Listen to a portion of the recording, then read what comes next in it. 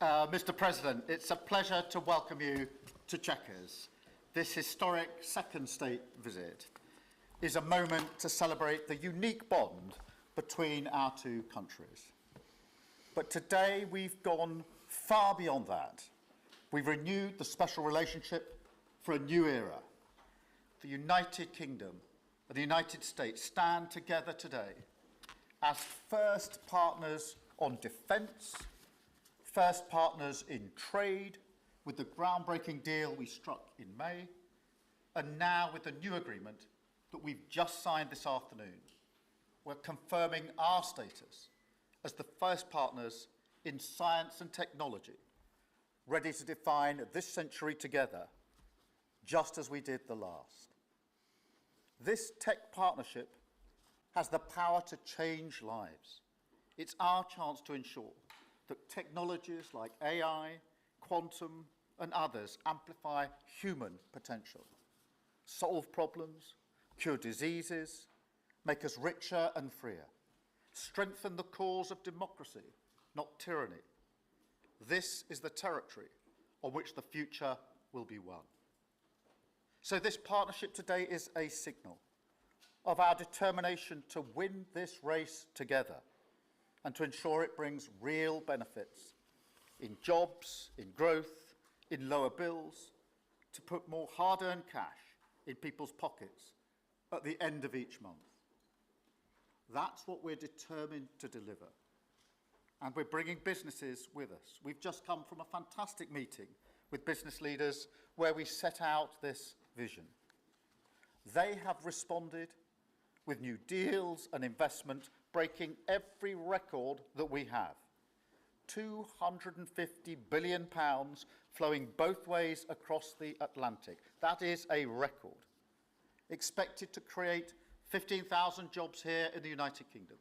High-skilled jobs in cutting-edge sectors where people can build careers for the long term, changing lives in communities up and down our country.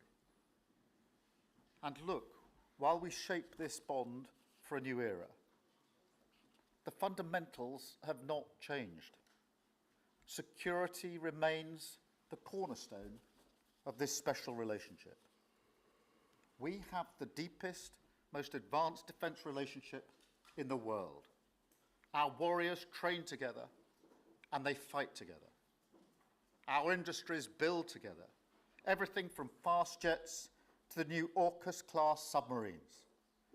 So now, as we drive up defence spending, we're going to sweep away the barriers to working together on new defence technologies so we can stay ahead of our adversaries. We're united in defence and security, yes, absolutely. But we're also united in the pursuit of peace. We are working together to end the humanitarian catastrophe in the Middle East, get the aid in, free the hostages, and ultimately bring Israel and the region back towards a comprehensive plan which can deliver peace and security for Israelis and Palestinians alike. We're also working together to end the killing in Ukraine. In recent days, Putin has shown his true face, mounting the biggest attacks since the invasion began, with yet more bloodshed, yet more innocents killed, and unprecedented violations of NATO airspace. These are not the actions of someone who wants peace. So we've discussed today how we can build our defences further, support Ukraine, and decisively increase the pressure on Putin to get him to agree a peace deal that will last. And President Trump, you have led the way here, and we will continue to stand and work together for security and for peace. Mr. President, next year we'll celebrate the 250th anniversary of the United States. We've come on a long journey together since 1776.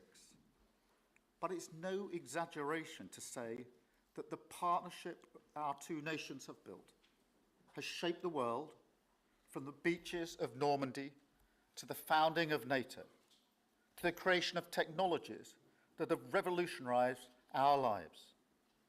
Time and time again, it is British and American men and women side by side, changing the path of history and turning it towards our values, towards freedom, democracy, and the rule of law. In Britain, we take huge pride in that. And let's be clear, this relationship is not just about history, it's about the future. It's about the benefits it delivers now and for decades to come, to make our people safer and better off. We've shown today that we're delivering those benefits, improving people's lives. So we will go into that anniversary year more optimistic than ever and more confident than ever about our two great nations and what they can achieve side by side. Thank you. And it is now my pleasure to give the floor to Mr. President. Thank you. Thank you very much, very much. Prime Minister Starmer, Melania and I are tremendously thankful for the wonderful hospitality that you and Lady Starmer have extended today at Chequers. Quite the place, I must say, quite the place. And we're grateful beyond words for the spectacular honor of the state visit yesterday at Windsor Castle, hosted by His Majesty King Charles III and Her Majesty Queen Camilla. These are two fantastic people. We will never forget it. As I said last night, the bond between our countries is like no other anywhere in the world. The United States and the United Kingdom have done more good on this planet than any two nations in human history. That is thanks in large part to the traditions of British liberty, which grew up on these isles, these beautiful, magnificent isles, and were carried by our ancestors to the New World. We're forever joined, and we are forever friends, and we will always be friends.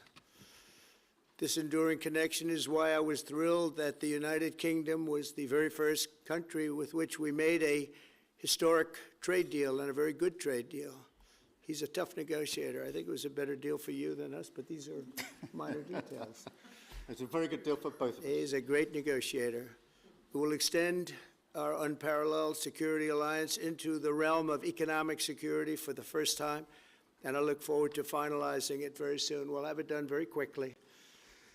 We have also just signed a historic technology prosperity deal, one of a kind, to ensure our countries lead the next great technological revolution side by side. In fact, we just left the business leaders, the biggest in the world. Some are in this room right now.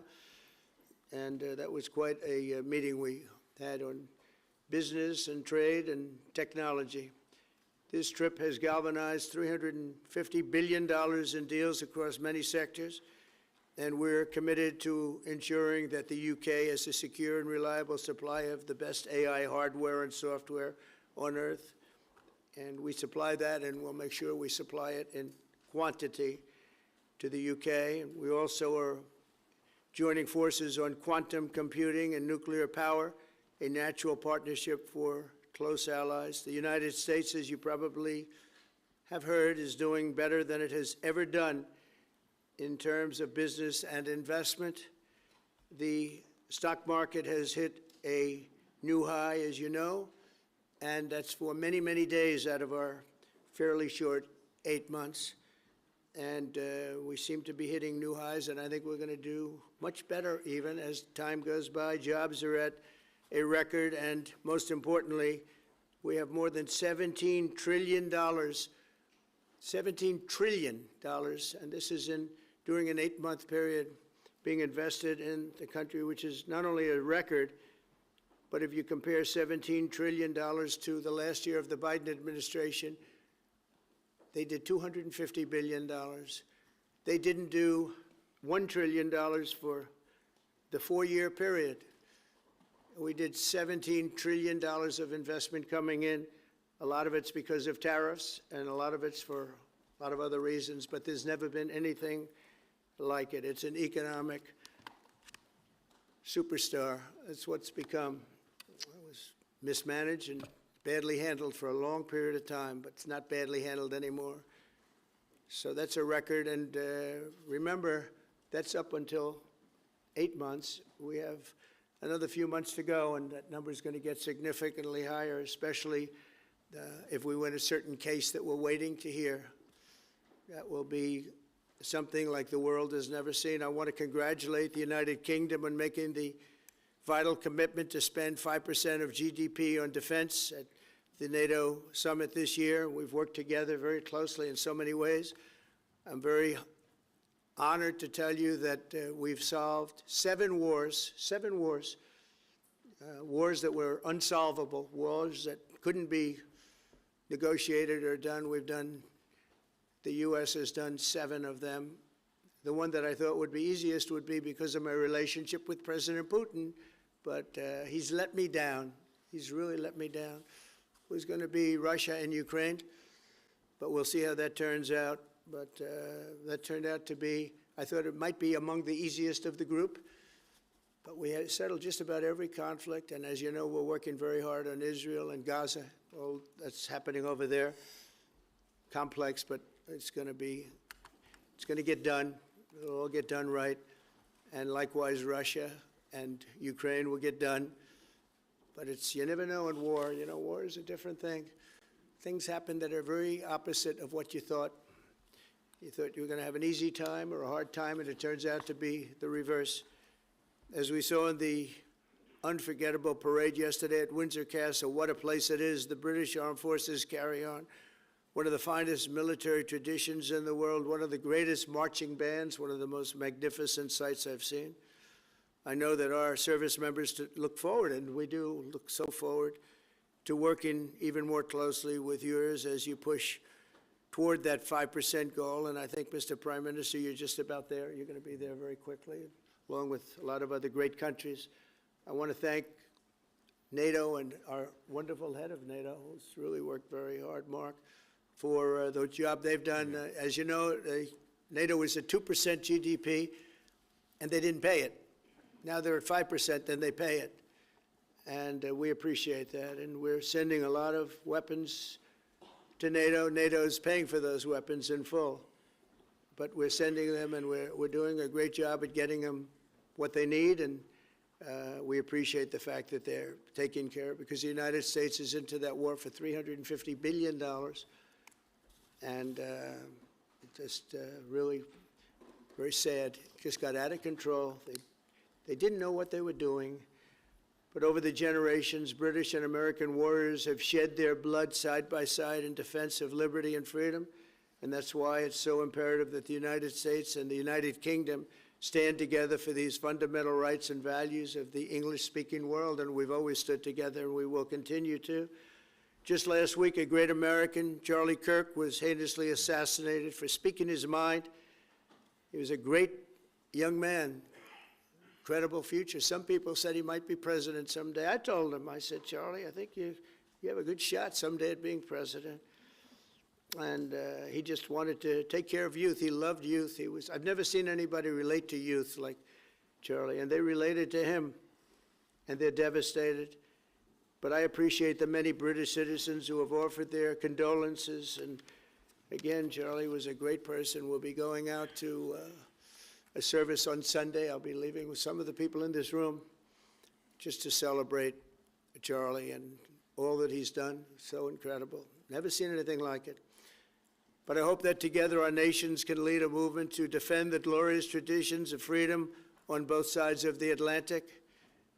There could be no greater tribute to the immortal bonds of affection and loyalty that unite the British and the American people for all of time. We have a relationship like no other. It will always be that way. We will always be united. We'll always be together. And I just want to thank you, Mr. Prime Minister, for the great job I think you're doing. Thank you very much. Thank you. Thank you.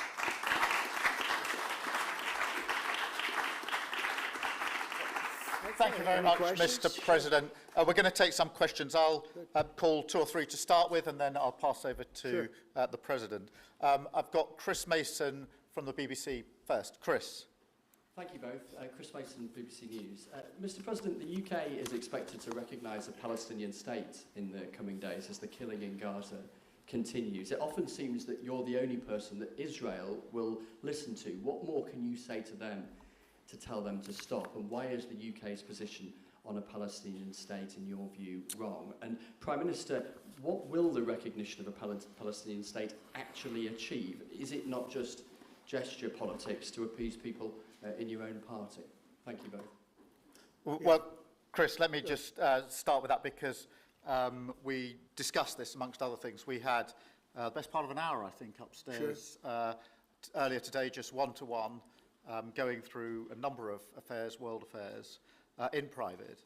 And we absolutely agree on the need for peace and a roadmap, because the situation in Gaza is intolerable.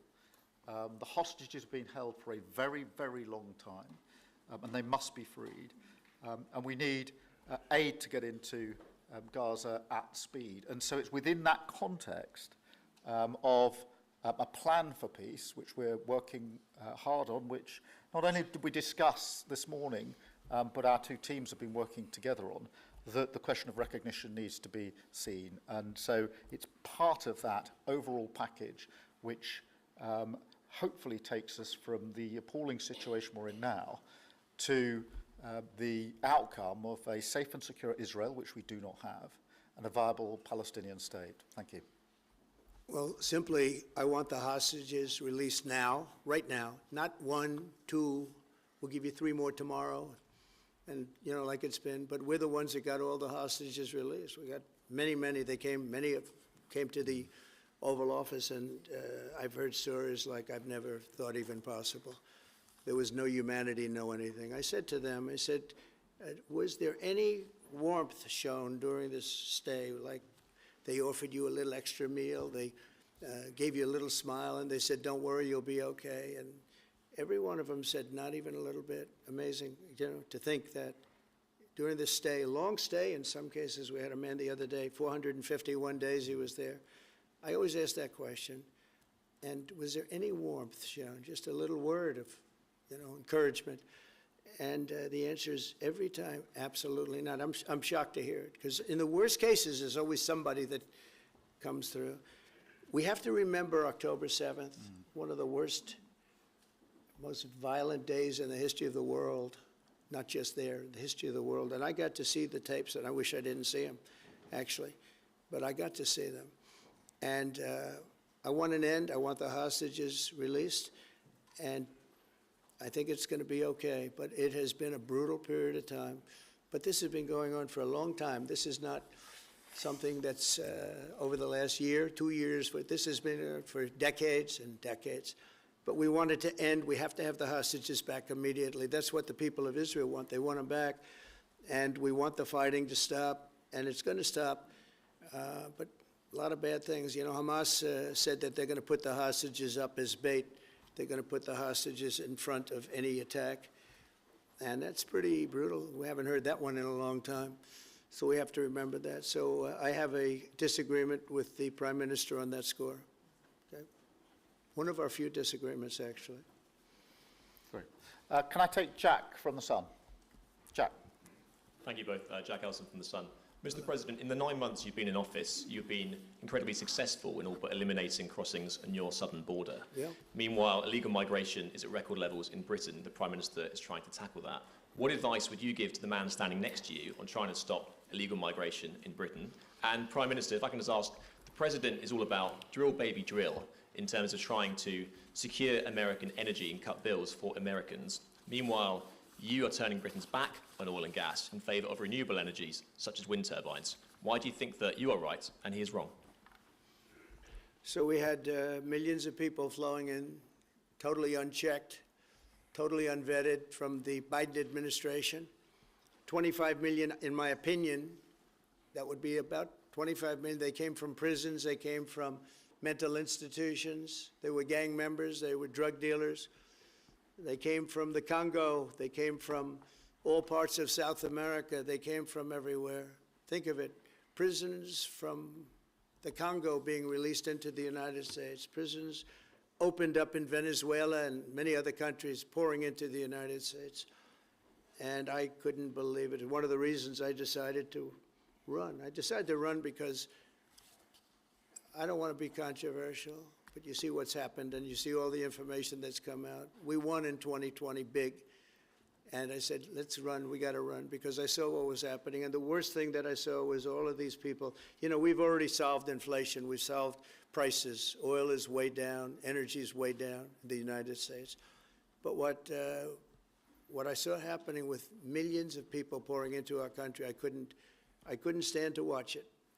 And we've done a great job. Nobody, if you've seen the last, I appreciate your question, by the way. Nobody, absolutely zero, and I'm not even sure that's possible, but it's a very liberal group that come out with those statistics. The last 3 months, we had zero. From millions of people a year ago, we had zero people enter our country illegally. And we do have people coming in legally through a legal process and testing and lots of other things.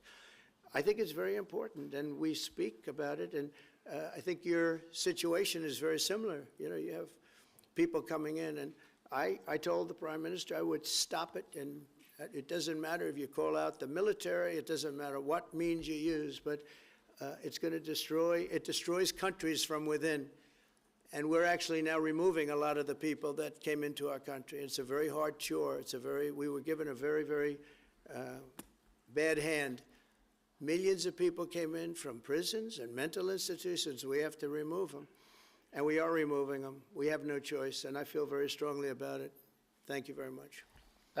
Jack, let me just deal with the question of returns, because this is obviously an issue we're taking incredibly seriously. We've struck a number of deals, both on cooperation with other countries, because this is a problem right across Europe, to tackle the problem of actually breaking up the gangs that are running this trade. We have had a record number of returns, over 35,000 now since we came into office. That's the highest number for the best part of 10 years.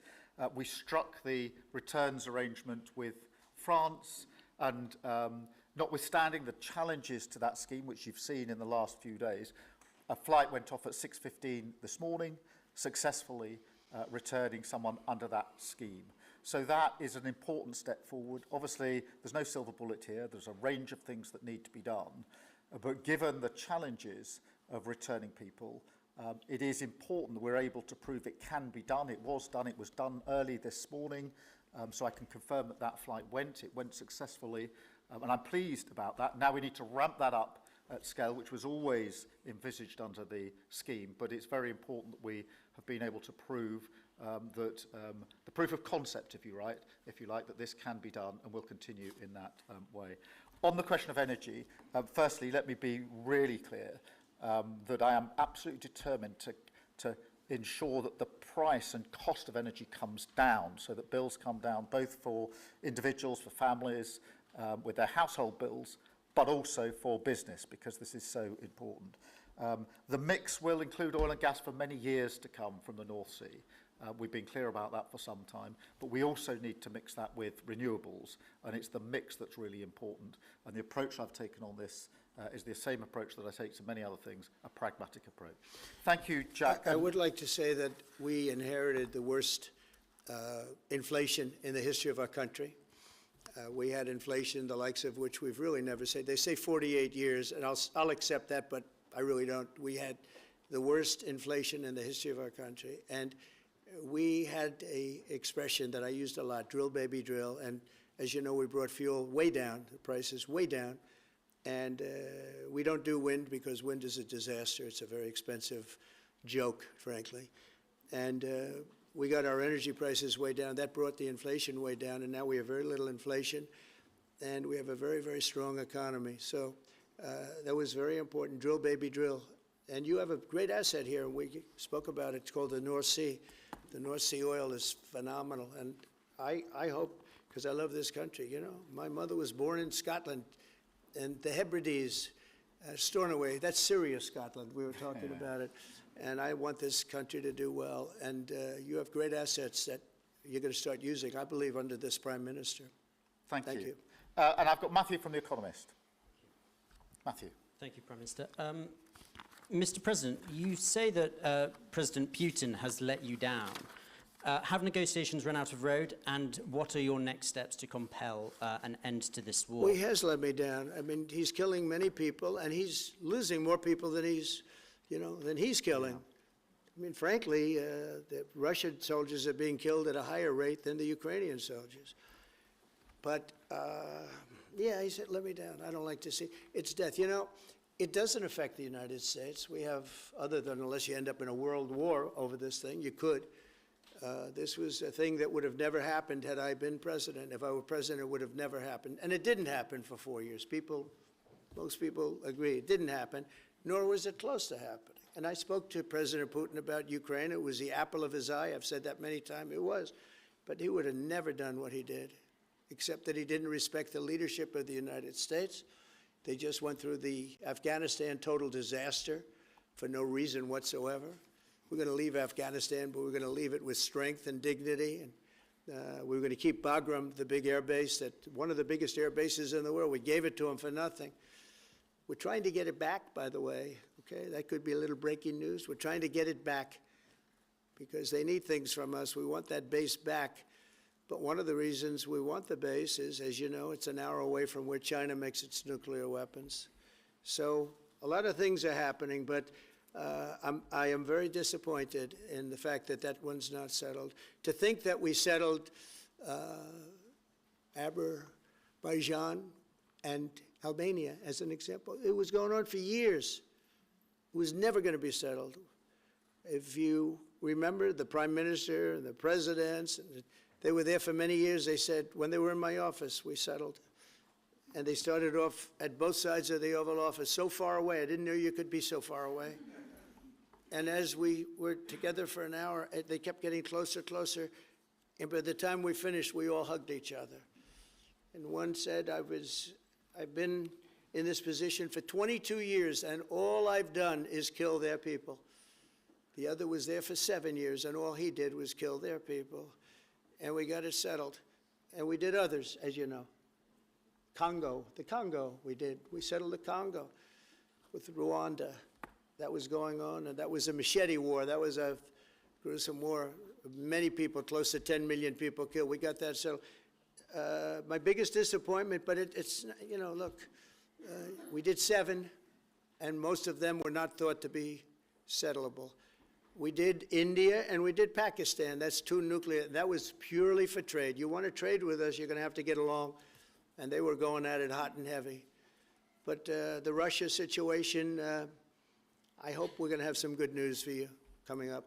But again, it doesn't affect the United States. And look, it doesn't so much affect you. Of course, you are a lot closer to the scene than we are. We have a whole ocean separating us. But I will say this, it's millions of people have died in that war, millions of souls. And they're not American. The soldiers, mostly soldiers, as you know. The soldiers are being killed at levels nobody's seen since the Second World War. But they're being killed, and I feel I have an obligation to get it settled for that reason. Thank you. And just to add on that question, because we have to put extra pressure on Putin. And it's only when the president has put pressure on Putin that he's actually shown any inclination to move. So we have to ramp that pressure up. I think it's important to have this conversation in the context of what's happened in recent weeks.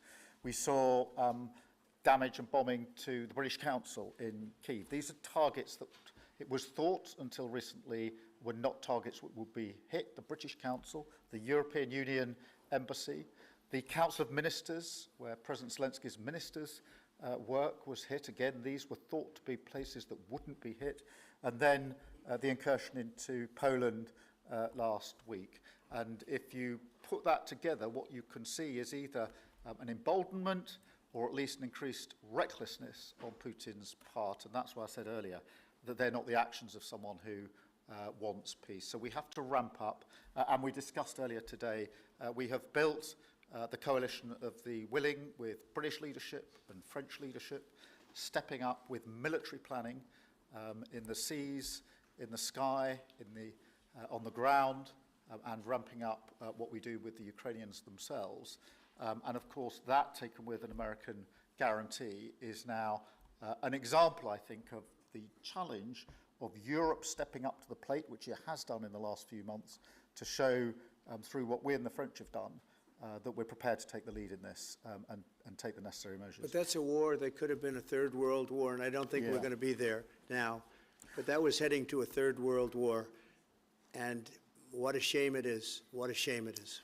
Mr. President, do you want to call some of the I would love to call a outlets? few of them. Bev, do you want to have a question? I've got to come back to you. Bev Turner, GB News. Thank you. Having been in DC for a few weeks, it's really interesting to see how you run the country as a proud Christian leader. And it really begs the question to the Prime Minister, if you don't mind, are we still a Christian country? But also... When you say we, are you talking here or? Here, the Here? UK. I'm still British. I might I'd live in rather have America, I'm him still answer that British. question. But also... I can't give you that answer. That's for the Prime Minister, but also, despite what we talked about in Scotland a few weeks ago, we still have 12,000 people a year here being arrested for social media posts, for free speech violations. Does that not remain an important area that there is still a lot of disagreement on? I'd like to have you answer that. Yeah, look, I mean, in terms of a Christian country, I was christened, so that is, my church has been all my life, and we are, that is wired into our informal constitution. Of course, we celebrate many other faiths as well, and I'm really proud that we're able to do so as a country. And on free speech, that has long lived in this country, free speech. It's one of the founding values of the United Kingdom, and we protect it jealously and fiercely, and always will, and we will bear down on any limits on free speech. I draw a limit between free speech and the speech of those that want to peddle paedophilia and suicide social media to children, and therefore I'm all for free speech. I'm also for protecting children from things that will harm them, paedophiles, those that peddle suicide, which has had a terrible consequence for individual, particularly teenagers. And so that's the balance we strike. But we have had freedom of speech in this country for a very long time, and we will always protect it. Thank you. Thank you very much. Brian, please. Thank you. Prime Minister, it's good to see you again. You have a beautiful country. Thanks for having us. Thank you for being Two here. questions. One, just recently, President Trump labeled Antifa domestic terrorists. Would you consider doing something like that in your country? Well, we obviously will take decisions for ourselves. I don't want to comment on the decisions of the President, but we take our decisions ourselves. And my question to you, President Trump, is there any update on the auto pen? Yeah, it's just gotten worse from their standpoint. The people that used it, and one in particular, one person, was never told by Biden to do it. Only spoke to Biden twice, and that was just talking about the weather, not talking about any order. And he was taking orders from people other than Joe Biden. Joe Biden wasn't giving those orders. You know, Joe Biden didn't believe in open borders. He didn't. I've known him for a long time. He was never the brightest bulb in the ceiling, as we know. You can go back 40 years ago and you'll see that. Go back and take a look at the hearings on Justice Thomas, and you'll see that very much. But he didn't believe in open borders and all of this nonsense that they're peddling now, which is why they're not in office any longer. It's a shame. The auto pen was illegal. It was illegally used. He never gave the orders. He never told them what to do. And I guess the only one he signed, or one of the few he signed, was the pardon for his son. But you had the congressman who, when they got the information, they found out they were guilty, and they deleted and destroyed all information, everything. You couldn't get any of it. They found out that Nancy Pelosi actually was offered the 10,000 soldiers, and she turned them down. They found out many things that were very bad. So they deleted and destroyed all information. You talk about freedom of the press and freedom of speech. How about that one? And there's not a thing. This is after a year and a half of hearings. They destroyed everything. And somebody's got to be held responsible. So Biden, what he did is they knew, I don't think he knew, but somebody knew. I don't think Biden had a clue about anything, if you want to know the truth. But they gave a pardon to those congresspeople. They gave a pardon. Those people are so guilty. They gave a pardon, but Biden didn't know about it. The people, whether it's Lisa or any of those people in there that really ran it. I know them all. And they're sick people. They're smart people. They're very smart. They're probably brilliant, but they're sick in ideology. And they were running the auto pen. And it was totally illegal what he did. And I hope it's going to be so adjudged. Do you want to take one more, and then I'll Okay. go back to some British? Let's see. Peter, go ahead. Thank you, President Trump. In the deal that you're working on for the Chinese to sell TikTok to Yeah. an American buyer, Yeah. are the Americans going to have to come up with their own algorithm, or are they going to continue to use the successful but addictive Chinese algorithm? So what we're doing, and we're speaking to President Xi on Friday to see if we can finalize something on TikTok, because there is tremendous value, and I hate to give away value, but I like TikTok. It helped get me elected. In fact, Charlie said, "Sir, you ought to get on TikTok. You'd be great." I said, "Really? Tell me about TikTok." And we, as you know, we did unbelievably well with youth, like at a level that no Republican has ever even dreamt of. And in what, look, I think we won it for a lot of reasons, but that was a reason we won the election by such a big number. TikTok has tremendous value. The United States has that value in its hand because we're the ones that have to approve it. I specifically get the right to approve it. The people that are investing it are among the greatest investors in the world, the biggest, the richest, and they'll do a great job. And we're doing it in conjunction with China. But we are getting, the United States is getting a tremendous fee plus, I call it a fee plus, for just making the deal. And I don't want to throw that out the window. I can say this, that you'll have a lot of very unhappy youth. And I use TikTok very legitimately, very straight, just statements every day, little statements, short statements. "Sir, make it short, please." And TikTok Jack, we call him. It was pretty good. Did a good job for me, I guess. But no, I'd rather reap the benefits. I mean, the kind of money we're talking about is very substantial. And it'll be owned by all American investors and, the best investors and the, very rich people and companies are going to be owning it. Very, very straight, very legitimate companies, and really companies that love America. So they're going to be owning it. It's a big thing. And on a much bigger scale, and probably that's why we were able to get that, but on a much bigger scale, we're pretty close to a deal. We may do an extension with China, but it's an extension based on the same terms that we have right now, which are pretty good terms. And my question for Prime Minister Starmer, if you feel so strongly about officially recognizing Palestine for statehood, why are you waiting for President Trump to leave the country? Why can't you just do it right now? And isn't there a risk in rewarding Hamas with that? Well, let me be really clear about Hamas. They're a terrorist organisation who can have no part in any future governance in Palestine. And That's good. what happened on October the 7th was the worst attack since the Holocaust. We have extended family in Israel. I understand firsthand the psychological impact that had across Israel. So I know exactly where I stand in relation to Hamas. Hamas, of course, don't want a two-state solution. They don't want peace. They don't want a ceasefire. So I'm very clear where I stand on Hamas.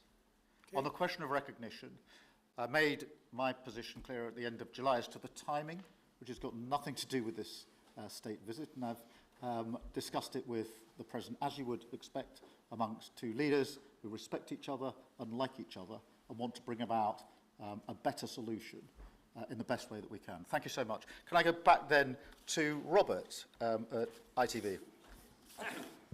Robert Person, ITV.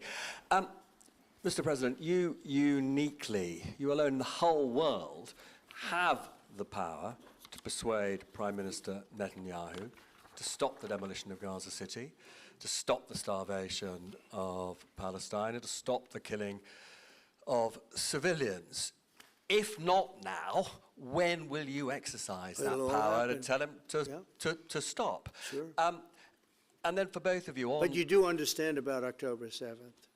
You do understand. So believe me, I understand. One of the worst days in the history of humanity. What happened, I have seen the tapes. Babies that are 4 months old and just chopped up to pieces. And you've seen the tapes and I've seen the tapes. You're a professional and so am I. And people forget about October 7th. I can't forget about it. So I want it to end, but I want the hostages back. I don't want the hostages used as human shields, which is what Hamas is threatening to do. But as soon as they're back, that's the moment you will tell Netanyahu Well, to stop. it would certainly help, but I have to have the hostages back. And I don't want them back piecemeal, as I said before. I want them back. And on a separate issue, free speech, your Vice President, Vance, said that free speech is under attack in the UK. Do you agree with him? And Prime Minister, we saw the dismissal of a very well-known chat show host in America last night, Mr. Kimmel. Is free speech more under attack in Britain or America?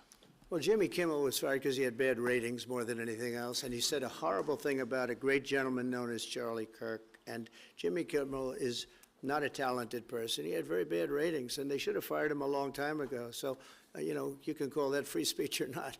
He was fired for lack of talent.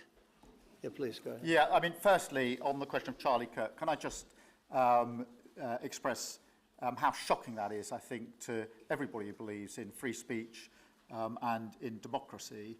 It sent shockwaves through the world, and I know that he was a friend of the president, and I reached out straight away to the president because I understood how impactful it would be on him and his family.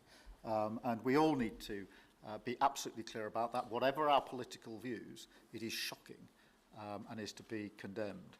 On free speech, not much to add to the answer I gave earlier. This country's had free speech for a very, very long time. It is part of who we are as a country, and it is the values that we fought for. We fought for it during the Second World War alongside each other. So we need no reminding of the importance of free speech in this country. Thank you, Robert. And I go to Beth for the final question, please. Beth. Thank you so much. Sky. Thank you, Beth Rigby, Sky News. Thank you, Prime Minister. If I could start with you. Prime Minister, President Trump has said he's ready to impose major sanctions on Russia if NATO countries stop purchasing Russian oil. He's got a point, hasn't he? Is that what you now believe is needed to bring Putin properly to the table? And what's your message to the President on US sanctions? And Mr. President, if I may, the King praised your personal commitment last night to finding solutions to the world's most intractable conflicts. You have invested much of your time and effort in Ukraine. But even as you seek to broker a deal, President Putin is escalating the war. He's firing drones into NATO airspace. You say he has let you down. Was it a mistake to invite him to Alaska? Do you regret it? No. And is it time to squeeze him, sir, and scare him and impose sanctions? And finally, if I may, the elephant in the room, Lord Mandelson, he is no longer the ambassador. Do you have some sympathy with him that he lost his job over historic links to Jeffrey Epstein? Thank you very much, sir. I don't know him, actually. I had heard that, and I think maybe the Prime Minister would be better speaking of that. That was a choice that he made, and I don't know. What is your answer to that? Well, I mean, it's very straightforward. Some information came to light last week which wasn't available when he was appointed, and I made a decision about it, and that's very clear. On the question of the pressure on Putin and on Russia, which is obviously really important. Look, I think it is a challenge to Europe. There are a number of European countries which are too reliant on energy from Russia. The UK actually obviously has almost got nothing at all, but we do need to bear down and work with our European counterparts here. There are one or two countries, I think, that do need to look again at the question of energy. There's no one silver bullet here. We do have to have a wider suite of sanctions, which we've put in place a number of times, working across Europe and with the United States. And of course, we must, and we are, making sure that Ukraine is in the strongest position now, because one of my long concerns here has been that whilst we talk about a ceasefire, and we all want a ceasefire, and we talk about what might happen after a ceasefire, we mustn't forget that Ukraine needs our support now. And we've said we stand with Ukraine from the start to the finish, and that means we must continue to supply them with what they need in order to fight this war, which of course resulted from and is a result of Russian aggression. We have particularly done the sort of leadership role in the coalition of the willing, so that if there is a ceasefire and if there is a deal, and I do hope there is, that is then lasting and not then broken, because given previous history, I don't trust Putin. Thank you.